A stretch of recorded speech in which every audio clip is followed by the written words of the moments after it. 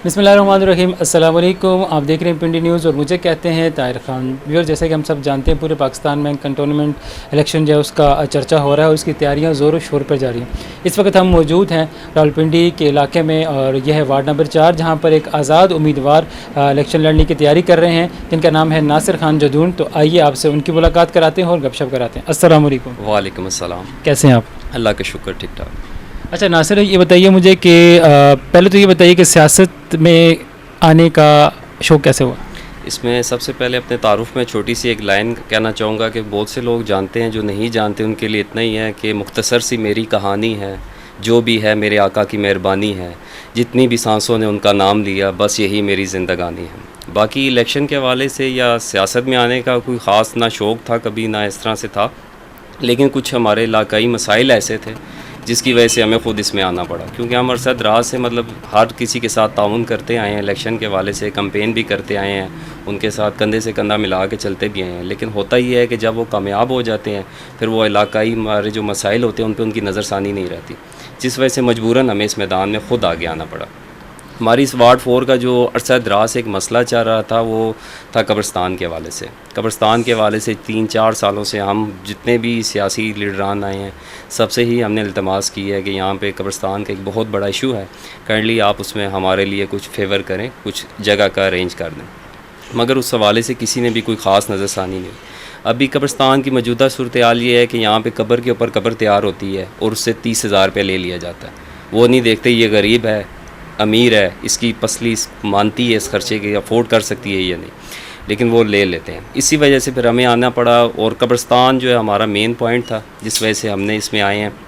कब्रिस्तान का तो खैर हम अपने तौर पे पहले से प्लानिंग कुछ कर रहे थे कि हम अपने तौर पे कुछ थोड़ी बहुत जगह ले लें जिसमें कल को अल्लाह ना करे अगर ये वक्त हमारे पे आता है, ठीक है, हमारी मैयत घर में पड़ी हो और उसके लिए हमें जगह ना मिले, ठीक है, तो लोग हमें ये चीज़ कहेंगे कि यार आप फ़लाँ सियासतदान के साथ भी चले हो, फ़लाँ के साथ भी चले हो, आज आपकी अपनी मैयत घर में पड़ी हुई है और आपके लिए कब्रिस्तान के लिए जगह नहीं है। तो ये चीज़ जो है ना इसने हमें बहुत हिट किया है, जिस वजह से फिर हम जो है ना इसमें ख़ुद आए हैं। और अभी ये अल्लाह शुक्र अल्हम्दुलिल्लाह अल्लाह का बड़ा फजलो करम है कि हमने अपनी मदद आपके तहत 10 कनाल की जो जगह है वो हमने वार्ड 4 के लिए जो है ना वो अरेंज कर ली हुई है। इंशाल्लाह आखिरी मराइल में है, जो ही इलेक्शन गुजरते हैं हम हारें या जीतें, लेकिन वो कब्रिस्तान का जो सिलसिला उसको इंशाल्लाह हम कंटिन्यू करेंगे। अच्छा, जैसे कि आपने बताया कब्रिस्तान का इशू है और यहाँ कब्र के ऊपर कब्र बनती है और आपने साथ में इस बात का भी जिक्र किया कि जो लोग इस चीज़ को अफोर्ड नहीं कर सकते, 30,000 की कवर यहाँ बनती है, तो आपने जो जगह ली है क्या वो आप फ्री ऑफ कास्ट लोगों को मुहैया करेंगे? नहीं, उसमें ये हमने मेंबरशिप रखी हुई है, ठीक है, जैसे मैंने अर्ज़ किया ना 30,000 रुपये एक कब्र का ले लेते हैं, हमने वही 30,000 रुपये एक फैमिली का रखा हुआ है। उस फैमिली के चाहे 8 फ़र्द हैं या 10 फ़र्द हैं, वो उसी 30,000 रुपये में हम उस कब्रिस्तान में एडजस्ट करेंगे। तो वो 30,000 रुपये आप लोग किस हिसाब से लेंगे?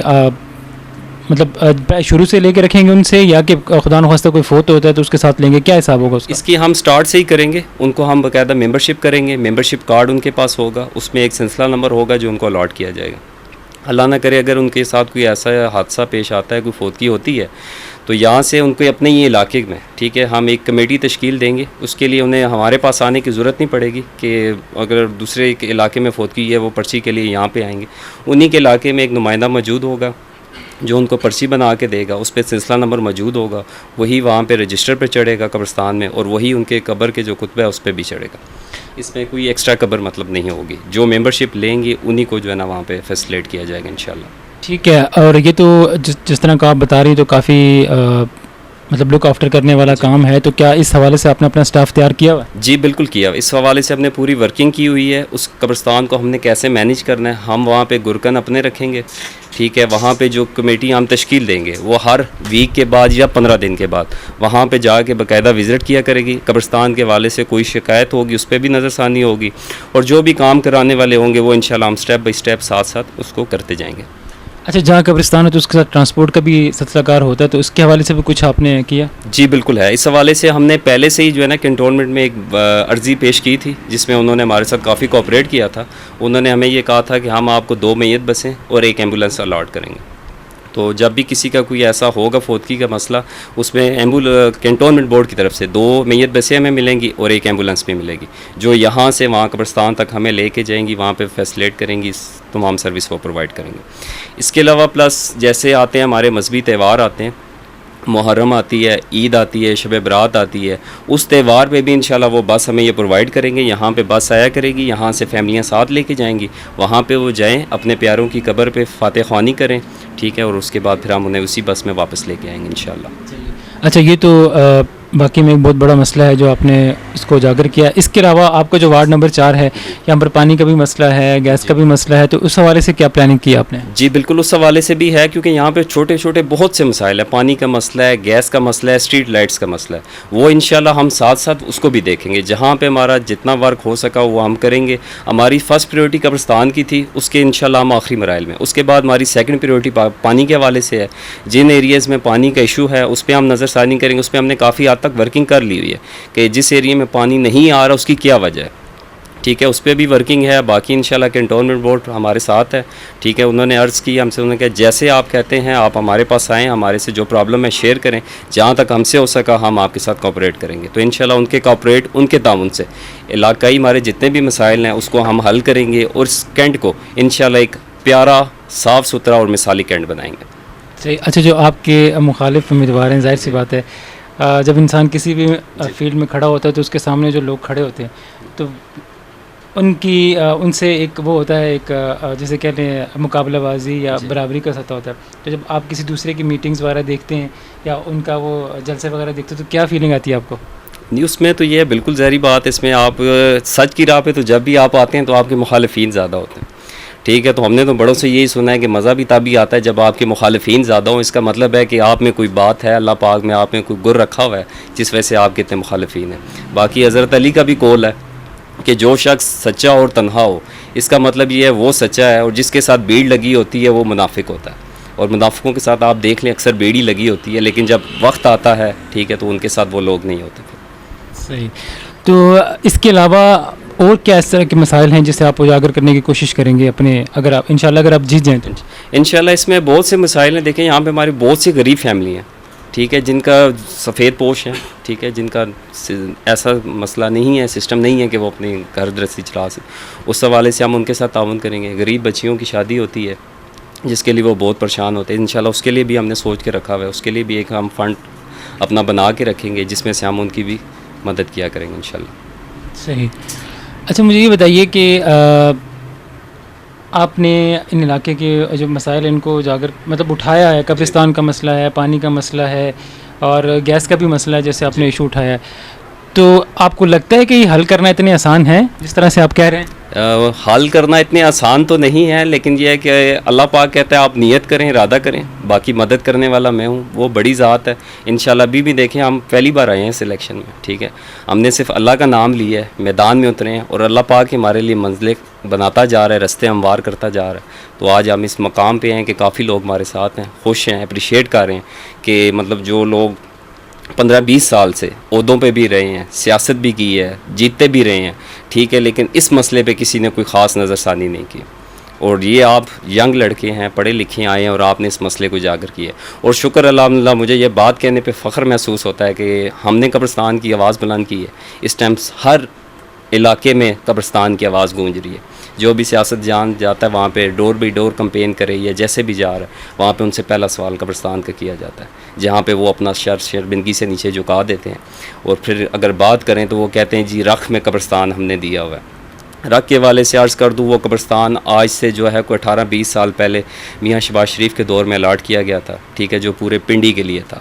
लेकिन तब से आज तक वहाँ पे ना कोई कंस्ट्रक्शन हुई है, ना उसको इतना साफ़ किया गया कि हमवार किया गया कि वहाँ पे जाके लोग अपने प्यारों की तदफीन कर सकें।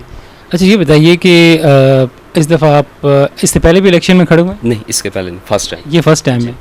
तो पहले आप किसी पार्टी का साथ देते थे? नहीं, पहले हम चलते रहे, हम तो खैर शुरू से ही नून लीग के साथ हम सपोर्ट करते रहे, उनके साथ चलते रहे, ठीक है। हमने बेसिकली हर बार देखा है उस बंदे को जो खल्क़े खुदा की खिदमत का जज्बा लेके आए, हम उसके साथ चलें, ठीक है। और अभी हमारा आने का जो मकसद है वो सिर्फ यही है कि खल्क़े खुदा की खिदमत हमारा मंशूर है, फ़र्ज़ की क़ज़ा है, खिदमत की क़ज़ा नहीं। फिर इस दफ़ा आज़ाद उम्मीदवार के तौर पे क्यों सामने आए आप? आज़ाद उम्मीदवार के तौर पे इसीलिए आए हैं कि आज़ाद उम्मीदवार में ये है कि आप जो है ना वो किसी के मुतहद नहीं होते, ठीक है, आप अपनी मर्ज़ी से अपने इलाके के जो मसाइल आप बेहतर समझते हैं उसको हल कर सकते हैं। रहेगी पार्टी का अगर हम टिकट का भी अप्लाई करना चाहें, शुक्र अल्हम्दुलिल्लाह मिल सकता था, लेकिन उसमें मोस्टली आपने देखा है कि वहाँ पे अक्सर पुराने चेहरों को ही टिकट दिया जाता है, कारकर्दगी को नहीं देखा जाता। ठीक है, तो इसलिए हमने उस तरफ गए नहीं, हमने क्योंकि खिदमत करनी है, तो खिदमत के लिए हम किसी के इंडिपेंडेंट नहीं हो सकते, इसलिए हम अपनी मदद आपके तहत जो करना चाह रहे हैं इंशाल्लाह हम करेंगे। ठीक है, आज़ाद उम्मीदवार को ये जितने मसाइल आपने उजागर किए हैं इसको हल करना बहुत ही मुश्किल काम है, तो आप क्या समझते हैं कि कर लेंगे इतनी आसानी से? इंशाल्लाह जी, शुरू से ही आदत रही है मुश्किल काम करने की, तो ये भी मुश्किल काम है। इंशाल्लाह अल्लाह पाक मदद करेगा तो सब आसान होता जाएगा। हमें अल्लाह की ज़ात पे यकीन है, उसी का नाम लेके उतरे मैदान में, वो हमारे लिए रास्ते हमवार करेगा, मदद फरमाएगा तो हम करेंगे। बाकी आपके सामने है, ठीक है, बदर का मैदान था, 313 ही थे मुसलमान, हज़ारों का लश्कर था। अल्लाह पाक पे उनका एतमाद था, यकीन था, पुख्ता था। अल्लाह पाक ने फ़तह किया। इंशाल्लाह हमारा भी इरादा नेक है, नीयत नेक है, अल्लाह पाक मदद भी फरमाएगा और हमें इंशाल्लाह फ़तह याब भी करेगा। बिल्कुल जी, जो इंसान सच्चा अल्लाह ताला उसकी मदद करता है, और सच्चाई पर चलने वालों को मुश्किलात तो होती हैं। इससे पहले जो वार्ड नंबर 4 और 5 में जो लोग सेलेक्ट होकर यहाँ पर आए थे या जिनको वोट मिले थे, तो उनकी जो कारकर्दगी रही है उस हवाले से आप क्या कहेंगे? उसमें अगर उनकी कारकर्दगी इतनी ख़ास रही नहीं है, जिस वजह से अभी काफ़ी लोग उनसे नाखुश हैं, इसी वजह से कि अल्लाह पाक ने उनको मौका दिया, उनको नवाजा, इस स्टेज पे लाए। असल में कौंसलर का मकसद ही होता है कि आवाम का नुमाइंदा, तो इन्होंने उस तरह से कोई आवाम की नुमाइंदगी ये कर नहीं सके, जिस वजह से देख लें कि आप इस बार देख लें कि इलेक्शन में टोटली यंग जनरेशन आगे आई है। और वो किस वजह से आई है? इसी वजह से आई हुई है कि पुराने जितने भी चेहरे हैं, ठीक है, उनको उन्होंने बहुत देख लिया, बहुत आजमा लिया। इस बार वो नए चेहरों को आजमाना चाह रहे हैं, नई चीज़ों को आगे लाना चाह रहे हैं। अच्छा, ये बताइए, वार्ड नंबर 4 जो है इसकी आबादी कितनी है अंदाज़ा? इसमें अभी वार्ड नंबर 4 की जो टोटल वोट वगैरह की है ना कैलकुलेशन, वो 48,000 समथिंग है।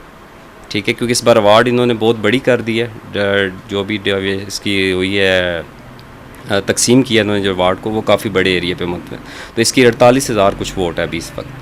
अच्छा, ये बताइए कि आपको यहाँ रहते हुए कितना अर्सा हो गया? हमें यहाँ पे, हमारा तो खैर बचपन भी यहीं पे गुजरा हुआ है, ठीक है, हम इसी एरिया में रह रहे हैं, अजीज़ाबाद में ही हमारी रहाइश है, यहीं पे हमारी आंखें खुली हैं, यहीं पे इन्हीं गलियों में खेल के बड़े हुए हैं, इसी इलाके में बड़े हुए हैं, गुजरे हैं, और शुक्र अल्हम्दुलिल्लाह इस इलाके को हमसे बेहतर कोई नहीं जान सकता, क्योंकि हम शुरू से ही वर्कर रहे हैं। वेलफेयर का भी हमने काम किया, हमारी मदनी वेलफेयर के नाम से है कमेटी है, ठीक है, उसमें भी हमने वर्किंग की है, तो हम तो मतलब हर एरिया को अच्छी तरह जानते हैं कि कहाँ पे क्या मसाइल हैं, किस वजह से हैं, कैसे हैं। इसीलिए हम मैदान में उतरे हैं कि हम हर मसले को जब बेहतर तरीके से जानते हैं तो इंशाल्लाह उसको हल भी बेहतर तरीके से करेंगे। सही, तो क्या समझते हैं कि कितने वोट ले जाएंगे आप? इंशाल्लाह जीत के जाएंगे। चलें जी, हमारी बेस्ट विशेज़ आपके साथ हैं। अच्छा, ये बताइए कि आप अपने जो आपके सियासी मुखालिफिन हैं जो आपके सामने हैं, जो खड़े हैं इस वक्त, क्या कहना चाहेंगे उनको? यही कहना चाहूँगा कि अल्लाह पाक उनको दोबारा इज़्ज़त से नवाजता है, उसको कामयाब करता है, तो खुदारा एक ही नीयत रखें, खल्के खुदा की खिदमत करें, तो यकीन माने आप कभी शिकस्त नहीं खाएंगे, कभी आपको हार का सामना नहीं करना पड़ेगा, कभी आपको जो आज आपकी माशाल्लाह दौड़ें लगी हुई हैं ना कैंपेन के लिए, वो आपकी दौड़ लगेगी नहीं फिर। अच्छा, ये बताइए, जो आपका सियासी मंशूर है उस हवाले से कुछ बताइए, आपने किस तरह की कैंपेन चलाई और किस तरह की कैंपेन चला रहे हैं?